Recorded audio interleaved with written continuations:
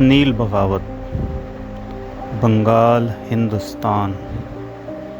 نیل کاشت تحریک یا نیل کاشت بغاوت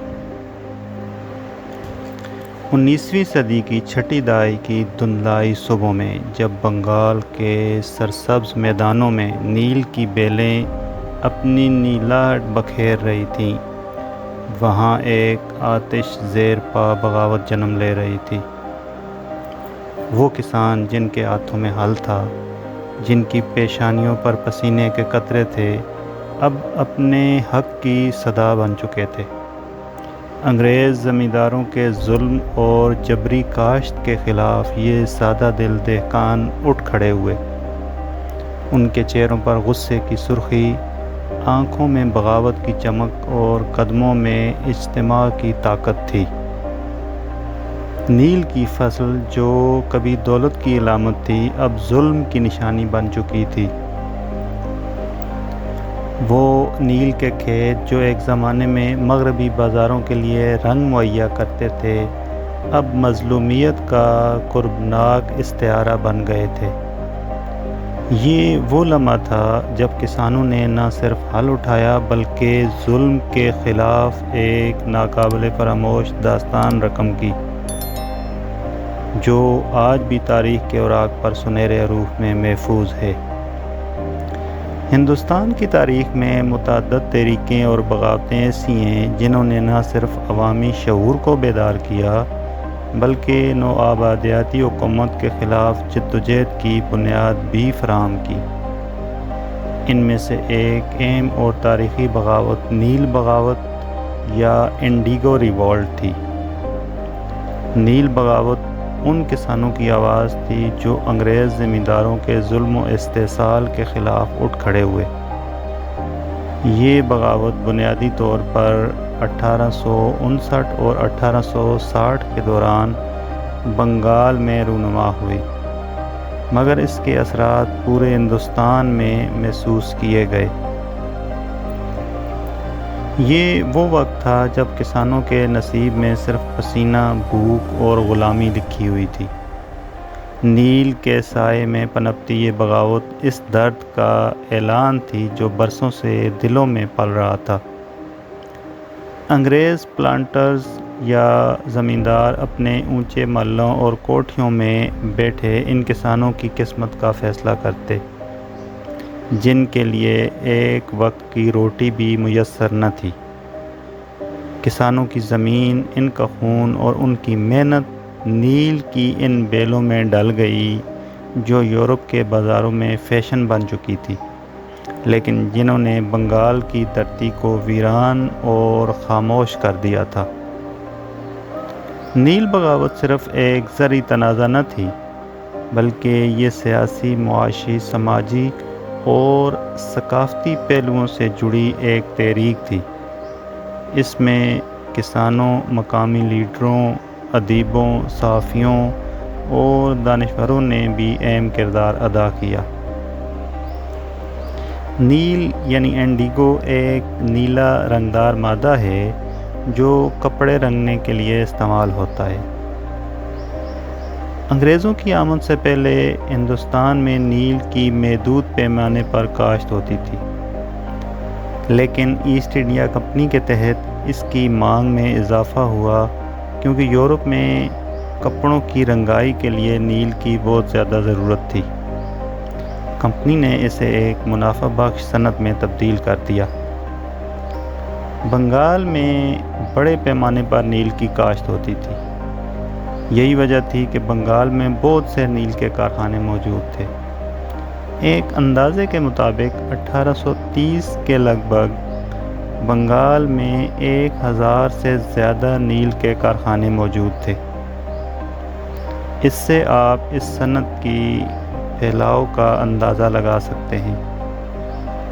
اس صنعت کا ایک پہلو یہ بھی تھا کہ نیل کے تاجر کسانوں کو معمولی پیشگی رقم ادا کرتے اور فصل کے موقع پر اپنی شرائط پر ان سے نیل خریدتے اور کسانوں پر ظلم کرتے۔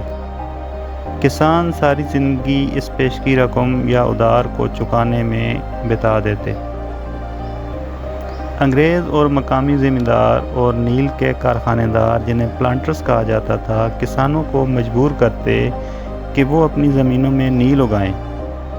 کسانوں کو اس زبردستی کا سامنا کرنا پڑتا کیونکہ انہیں کاشت کے لیے پیشگی قرض دیا جاتا تھا جسے نہ تو وہ وقت پر ادا کر سکتے اور نہ ہی اس سے آزاد ہو سکتے تھے۔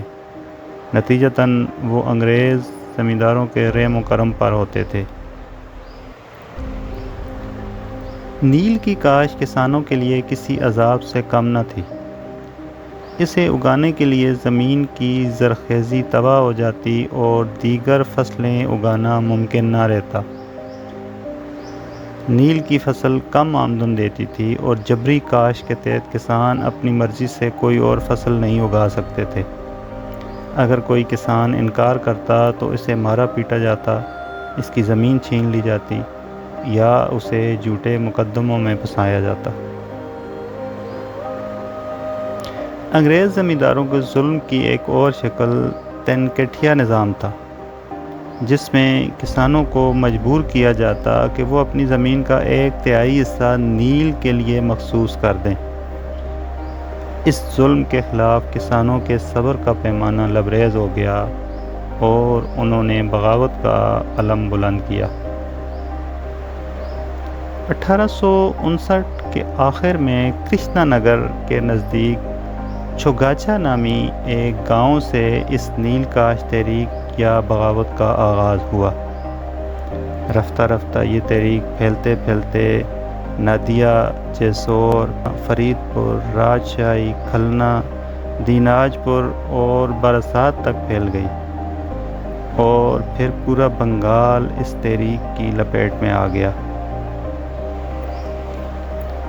اس تحریک کے آغاز میں کسانوں نے اس ظلم کے خلاف حکام کے ساتھ مقدمہ دائر کیا، لیکن اس کا کوئی فائدہ نہ ہوا کیونکہ جو مجرم تھے وہی منصف بنے بیٹھے تھے۔ اس کے بعد دوسرے مرحلے میں کسانوں نے نیل کی کاشت کا بائیکاٹ کر دیا۔ جب کسانوں کو مجبور کیا گیا تو جھڑپیں شروع ہو گئیں۔ اس تحریک کے لیے بشنو چرن سبسواس اور دگمبر سبسواس نے اس تحریک کے لیے کسانوں کو منظم کیا۔ باغی کسانوں نے نیل کے کارخانوں پر حملہ کر کے ان کو آگ لگا دی۔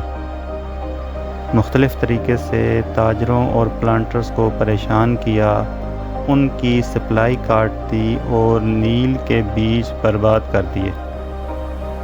اس تحریک سے انگریز حکومت سخت خوفزدہ ہوئی۔ حکومت نے پولیس اور فوج کے ساتھ 2 بحری جنگی جہاز باغیوں کی سرکوبی کے لیے نادیا، جیسور اور دیگر متاثرہ علاقوں میں بھیجے۔ اس تحریک کے دیگر رہنماؤں میں پمبا کے مہیش بنرجی، مالدہ کے فرائضی رہنما رفیق منڈل، کھلنا کے قادر ملا، سندربن کے رحیم مالا، رانا گھاٹ کے گوپال چودھری کے علاوہ تعلیم یافتہ طبقہ بالخصوص ہریش چندر مکھرجی، دین بندو مترا، موہن گھوش اور جیمز لانگ شامل تھے۔ انگریزوں نے اس تحریک کو دبانے کے لیے ایک ایکٹ پاس کیا جس کے تحت یہ طے پایا کہ جہاں کہیں کسانوں نے تاجروں سے زر پیشگی قبول کیا ہے، انہیں نیل کی کاشت کرنی ہی ہوگی، ورنہ انہیں 10 روپے فی بیگھہ جرمانہ ادا کرنا پڑے گا اور 3 ماہ قید با مشقت کی سزا بھی دی جائے گی۔ اس پر کسانوں نے منظم اور اجتماعی مزاحمت کی۔ وہ جلسے کرتے، حلف اٹھاتے کہ نیل نہیں اگائیں گے اور ایک دوسرے کو حوصلہ دیتے۔ اس جدوجہد کی شدت اور وسعت نے انگریزوں کو حیران کر دیا۔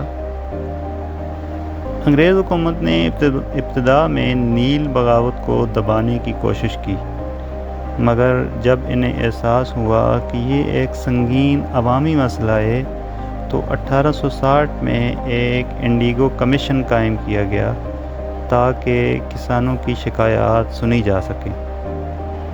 اس کمیشن کی رپورٹ میں نیل کے کارخانہ داروں کی زیادتیوں کی تصدیق ہوئی اور سفارش کی گئی کہ نیل کی کاشت رضاکارانہ ہونی چاہیے، یعنی جو کسان نیل اپنی مرضی سے اگانا چاہے تو ٹھیک ہے، اور جو کوئی دوسری فصل اپنے کھیت میں بونا چاہے اس کو نیل کاشت کرنے پر مجبور نہ کیا جائے۔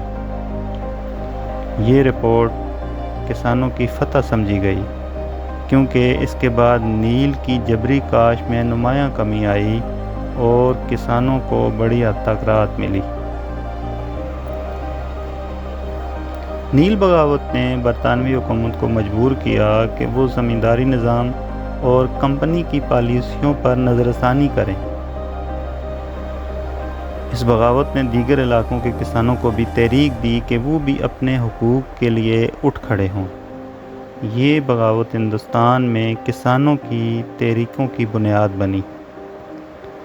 1867 میں جب کیمیکل نیل ایجاد ہوا تو قدرتی نیل کی مانگ کم ہو گئی، جس سے نیل کی جبری کاشت کا دباؤ بھی کم ہو گیا۔ تاہم نیل بغاوت نے برطانوی سامراج کے خلاف ایک مضبوط نفسیاتی دھچکا دیا اور عوامی مزاحمت کی بنیاد رکھی۔ نیل بغاوت کو نہ صرف کسانوں بلکہ دانشور طبقے کی بھی حمایت حاصل ہوئی۔ بنگالی مصنف دین بندو متھو اور ادیب ہریش چندر مکھرجی اور مشہور صحافی کیشب چندر سین نے نیل بغاوت کے حق میں مضامین لکھے اور انگریز حکومت کی پالیسیوں پر بڑی تنقید کی۔ ہندو پیٹریاٹ جیسے اخبارات نے نیل کے مظالم کو بے نقاب کیا اور کسانوں کی آواز بنے۔ رابندر ناتھ ٹیگور کے خاندان کے افراد نے بھی نیل بغاوت پر ڈرامے اور مضامین لکھے۔ ان تحریروں نے عوامی شعور کو بڑھایا اور بغاوت کو ایک قومی تحریک میں تبدیل کر دیا۔ نیل بغاوت نے یہ پیغام دیا کہ کسان بھی ایک طاقت ہیں، اور جب وہ متحد ہوتے ہیں تو بڑی سے بڑی سلطنت بھی انہیں دبانے میں ناکام رہتی ہے۔ نیل بغاوت کا اثر صرف سیاسی یا معاشی میدان میں نہ رہا، بلکہ ادب، ڈرامہ، شاعری اور لوک گیتوں میں بھی اس کا عکس ملتا ہے۔ بنگالی ادب میں اس بغاوت پر مبنی متعدد ناول، افسانے اور نظمیں لکھی گئیں۔ دین بندو متھو کا ڈرامہ نیل درپن ایک شاہکار تسلیم کیا جاتا ہے، جس میں نیل کے مظالم کی منظر کشی کی گئی۔ اس ڈرامے کا انگریزی ترجمہ جب شائع ہوا تو برطانوی حکومت میں کھلبلی مچ گئی اور مترجم کو سزا بھی دی گئی۔ نیل بغاوت ہندوستان کی ان اولین عوامی تحریکوں میں سے ایک تھی جو سماجی ناانصافی کے خلاف منظم انداز میں لڑی گئی۔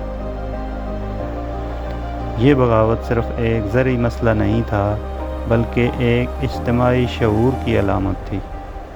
اس نے ثابت کیا کہ کسان صرف مظلوم نہیں بلکہ بیدار شعور رکھنے والے انسان ہیں جو اپنے حقوق کے لیے لڑنا جانتے ہیں۔ نیل بغاوت ہندوستانی کسانوں کے استحصال، قربانی اور اتحاد کی ایک عظیم مثال ہے۔